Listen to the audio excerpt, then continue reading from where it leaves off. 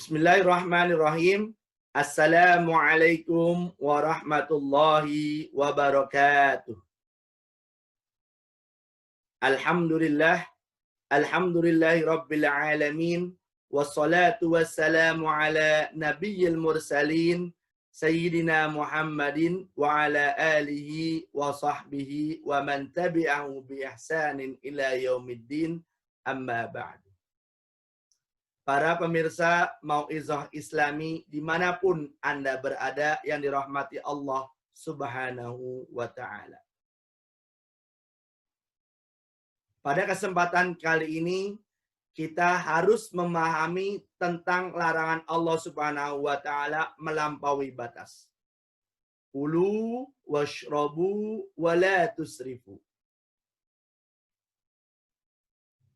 Di kehidupan modern ini susah kiranya kita mengetahui atau memahami tentang larangan Allah Subhanahu wa Ta'ala melampaui batas. Israf dalam Al-Quran berasal dari kata sarofa, yang artinya melampaui batas, tergesa-gesa, tidak menghiraukan. Atau bisa kita artikan dengan pembelanjaan harta benda.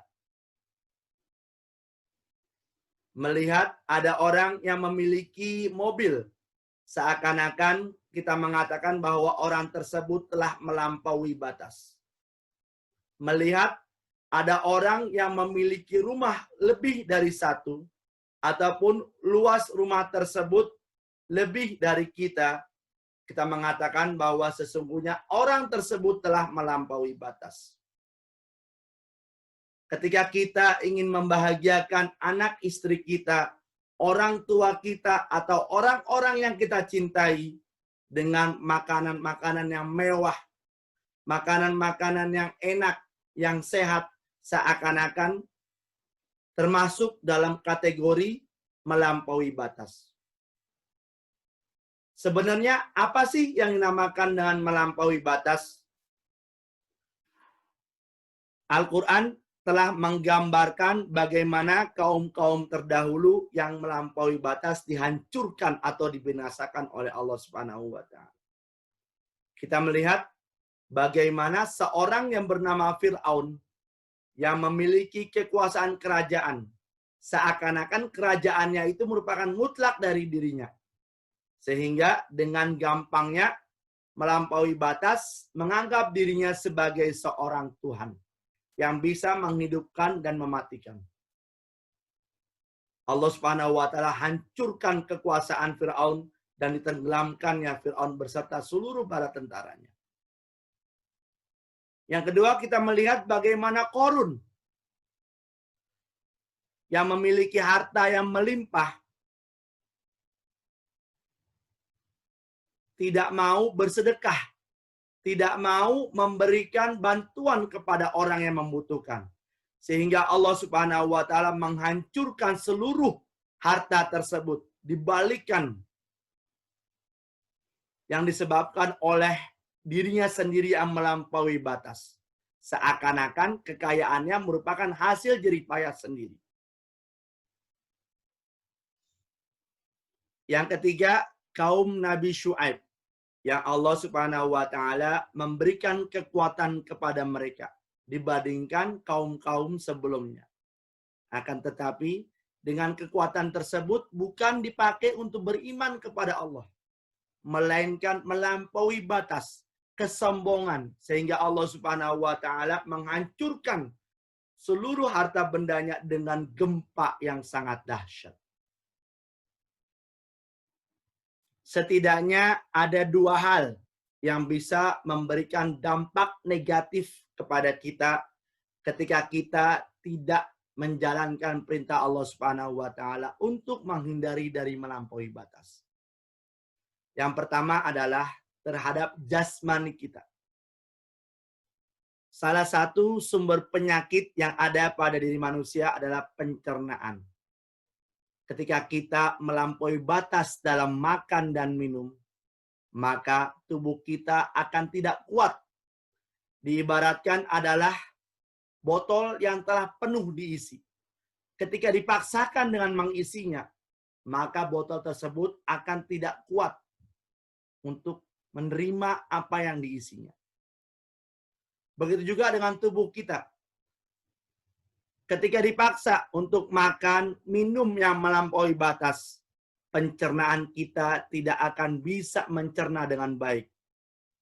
Penyakit-penyakit akan masuk ke dalam organ-organ tubuh kita.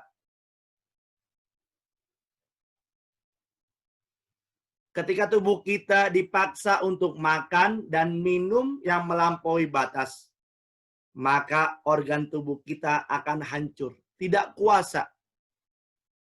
Disebabkan karena begitu banyak masukan-masukan yang ada.